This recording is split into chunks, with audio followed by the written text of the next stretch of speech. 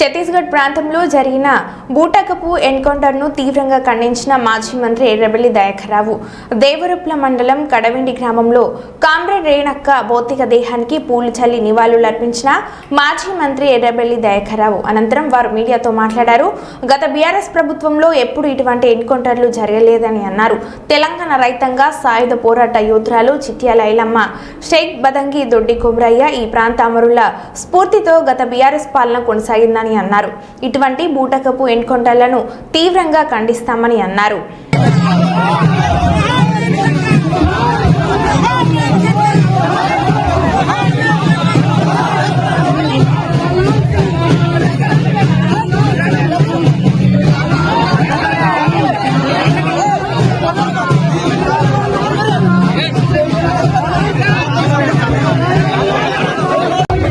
వాళ్ళందరి స్ఫూర్తిగా ఈ నియోజకవర్గం అంతా డెవలప్మెంట్ అయింది, జనగాం డెవలప్మెంట్ అయింది.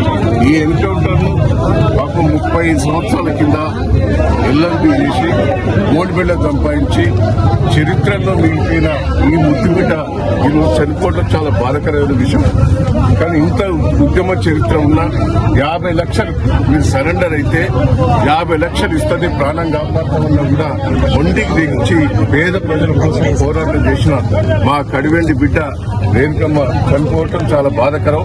ఆ కుటుంబ సభ్యులకు ధైర్యం చెప్తూ నేను ఈ కడివెండికి కానీ ఈ ఉద్యమకారులకు కానీ వీళ్ళందరికీ కూడా పేర్ల జోహార్లు అర్పిస్తూ అందరికి కూడా మీ స్ఫూర్తిదాయకులకు నడవాలి, కడివెండిని ఆదర్శంగా తీసుకోవాలని ఈ సందర్భంగా తెలియజేస్తున్నాను.